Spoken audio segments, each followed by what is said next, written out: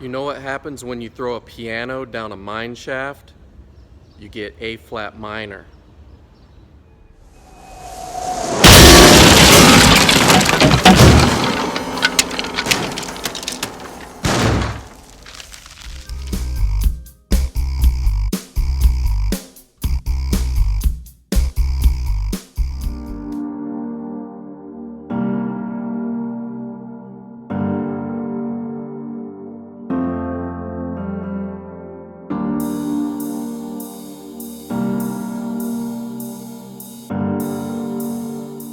Welcome back to the channel, guys. My name is Eric, and today I wanted to talk to those who may be on the fence about buying a Model 3.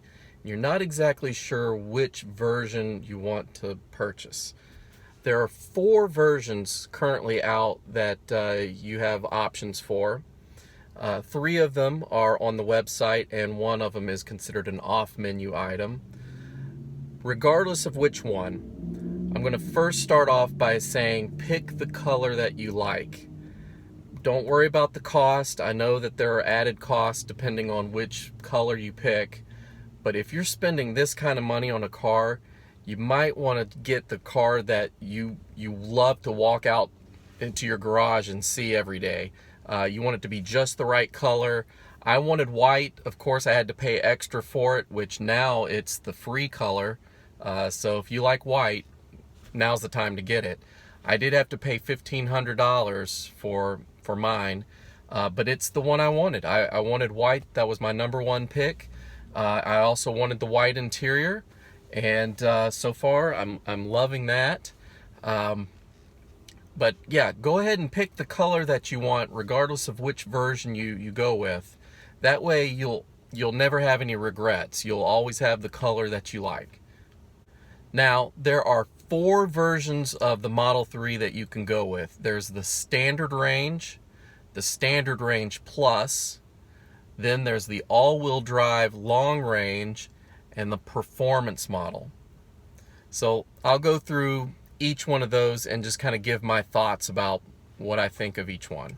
So for the Standard Range, as far as I know, the cars come out of the factory as a Standard Range Plus, and they software limit those Standard Range, meaning that all the hardware is in place. So I'm talking heated seats, all the speakers. From what I understand, they're all in the car, but they're just not turned on through software. And that's what the Standard Range is. It's the base model. It's the least amount of range as far as battery goes. It's really the car that I would recommend to someone that just wants to get in the Tesla game, but doesn't have enough funds to, go all out and get an all-wheel drive or a performance model. Standard Range is still going to be an amazing car. Trust me, it's fast. It's, still has the app on your phone, so you can control a lot of things via the internet through the phone. There's just a lot of things going for it. So if you just want a Tesla, the Standard Range is the one that you ought to look at. Next is going to be the Standard Range Plus. Now this one also has all the same hardware as the more expensive ones, but again, it's software limited. So they've shut off, from what I understand, like the subwoofer and maybe some of the other speakers in the front dash area. Now, it does have heated seats in the front, but I don't believe they have them in the back for that one. You do get a longer battery range, though, which is good, because in an EV, range is king. I would always recommend get as much range that you can afford. Don't feel bad if you can't, but why not? It just is more convenient for you. The Standard Range still has more range than most of the competitors out there that's currently available now. So you're still ahead of the game even with the Standard Range. Standard Range Plus just kicks it up a notch, where you get maybe 20, 30 extra miles of range on that battery. It's worth it. You can still go to superchargers and charge up within a half hour. The thing is, with the range, though, you just have to go more often with a shorter range battery. So that's kind of the perk of going with a longer range batteries. You just don't have to charge as often. Now, if you can stretch your budget to get the all-wheel drive, that one comes with a long-range battery. And that's probably the most important feature of that car. In fact, that's what this car is that we're in. I'm in the all-wheel drive long-range battery. And I picked this car for a few reasons. Number one reason is long-range battery. But the second reason is because it's all-wheel drive, and I live in Chicago where half of the year it's ice and snow and it's just miserable. So I knew I needed an all-wheel drive.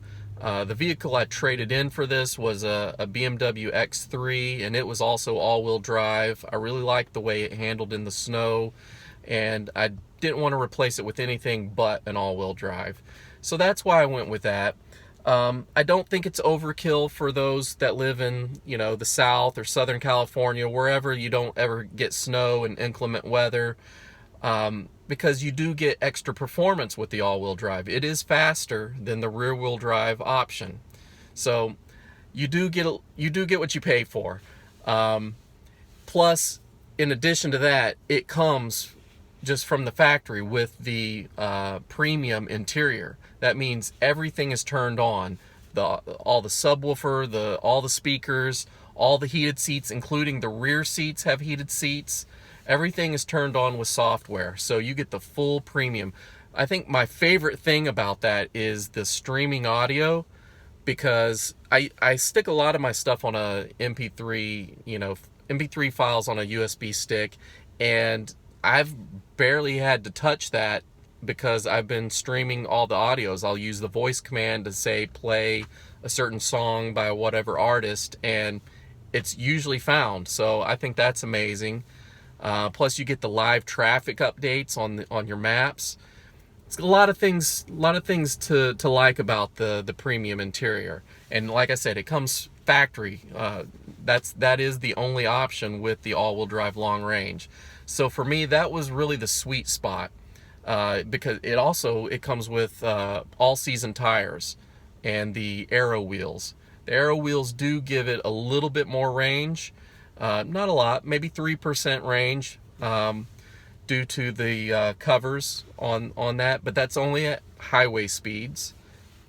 So the last version that you can pick from is the performance model, and it is the ultimate. It is all-wheel drive. It does come with a lowered suspension, larger wheels, the 20-inch wheels, and of course it's just super ridiculously fast. Now, from what I understand, that is also unlocked by software. There is some hardware that's involved with the motors and the inverter. I don't think it's really different than the all-wheel drive.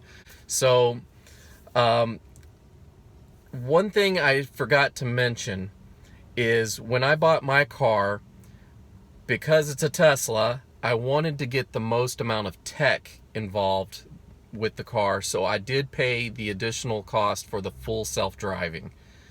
That's really cool because not only will you be able to do a lot more full self-driving in future software releases, it does the auto parking right now. It also does the summons.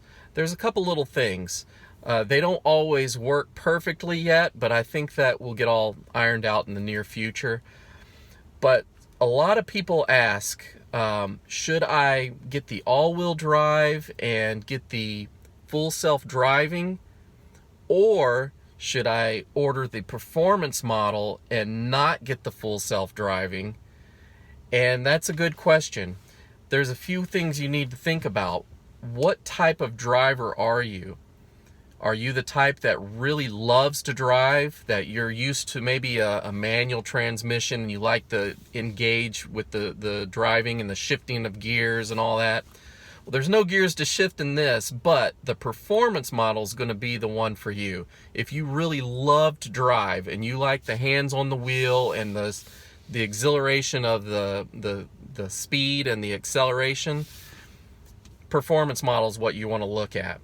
But if you're the techie guy that doesn't really care as much, I mean, yeah, you like to go fast, but you would rather be driven instead of drive it yourself, then you may want to go for the all-wheel drive or even a standard range plus and get the full self-driving, because that is going to be a cool feature to have in the near future. I often wonder, did I make the right decision? Because I really do like driving. I've noticed that I get more of a thrill just, hammering the acceleration instead of sitting it on autopilot and just kind of kicking back. It's cool, and I really do like that. But I often wonder, should I just maybe saved on that and got the performance model and then maybe add on the full self-driving later? We'll see. It's going to be really expensive, though, coming up pretty soon, because I've seen tweets from Elon talking about the cost of full self-driving going up quite a bit. So he's really rewarding those early adopters that have gone ahead and purchased the full self-driving now. So those are just a few things for you to think about. You really need to know what kind of driver you are. Are you more of a performance type of driver that maybe likes to go to the track from every once in a while? Or are you the kind of guy that just needs a car to go from point A to point B? Or a long commuter? Full self-driving might be the option for you then. If you have the money to get everything, then go for it. Get the performance model with the full self-driving. So my issue with buying the performance model was, in addition to having to spend the extra cost for the performance model, I would have to also buy an extra set of wheels with winter tires on them, because the performance model comes with summer tires. So that cost does add up quite a bit. So that's the main reason I didn't go for the performance model. And trust me, the all-wheel drive, just long-range battery model is plenty fast. It is the fastest car I've ever driven. So that's saying quite a lot. So don't feel bad if you can't afford the performance model. I couldn't afford it the way I wanted it, so I'm going to wait for maybe the next time. If I eventually trade this one in down the road in a few years, maybe I'll hold out and get the performance model and save up a little extra to get some extra wheels and tires for winter driving. But for right now, I'm totally 100% happy with the purchase I made.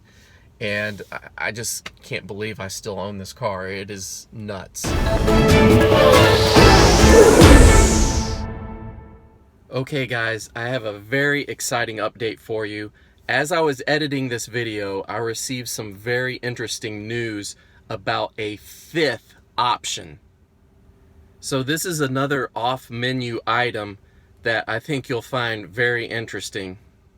Once I found out about this, I called Tesla and spoke to the sales team and confirmed that this is true.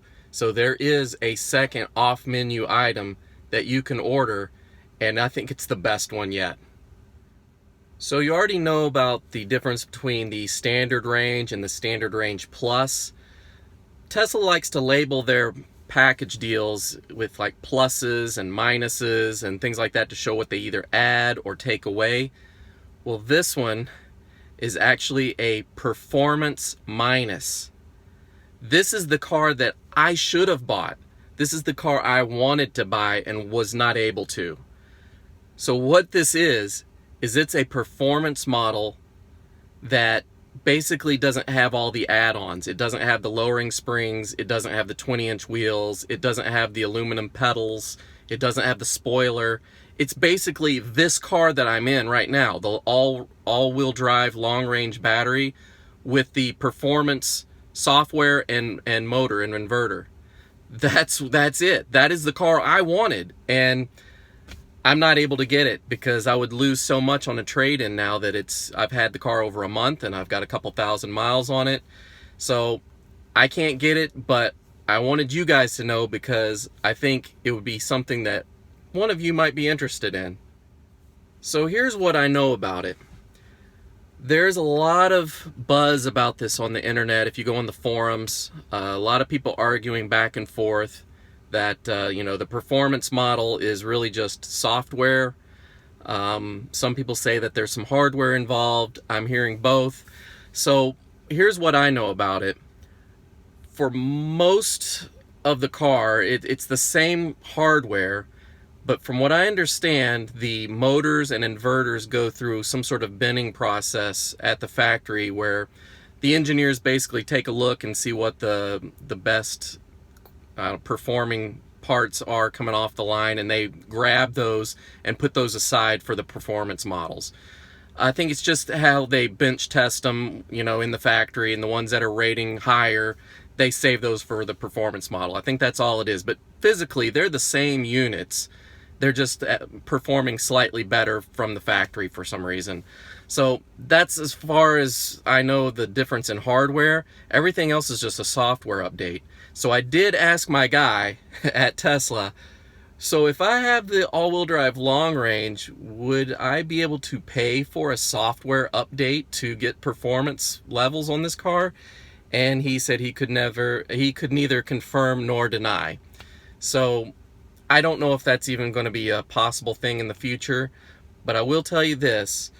There are cars that are out at dealerships now that have this package that I'm talking about.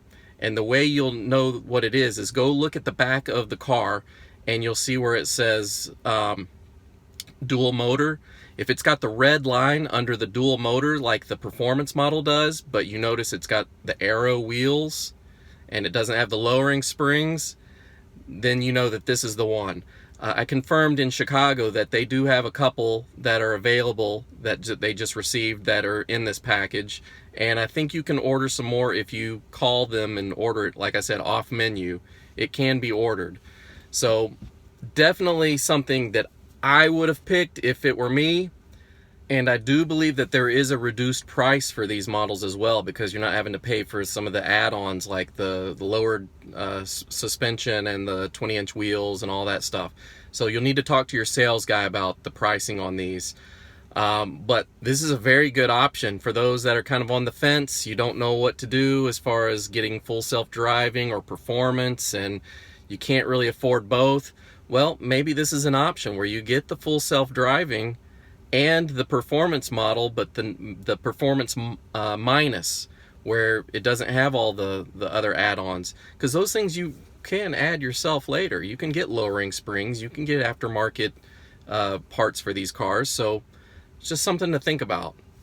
So hopefully I gave you guys a few things to think about in regards to maybe purchasing a Model 3 of your own. I would highly recommend using someone's referral code if you do place an order, though. I'll put mine in the description below. Feel free to use it. What that gives you is 1,000 miles of free supercharging. And just from personal experience, it's been pretty awesome to be able to go to a supercharger and not have to worry about paying a thing. You just charge up and go. So even if you don't use mine, use somebody's. If you have another YouTuber that you enjoy watching and you want to support them, use their code. Doesn't really matter to me. I would love your support, but just as long as you use the code, great. So if you found this video helpful, let me know by hitting that like button. If you have any questions at all, go ahead and post them in the comments below. And if you have anything that maybe you don't want others to see and you have some more personal questions or just some concerns, I also have an Instagram account that you can go DM me there and we can have a conversation about the car. But yeah, any questions you have, let me know. I pretty much respond to everything here. So thanks again for watching, and if you want to continue following me on this journey, please hit the subscribe button and you'll be notified of the next video that comes out. Take care, guys. Bye. So I finally made it through all the players and all the screens on chill mode, of course.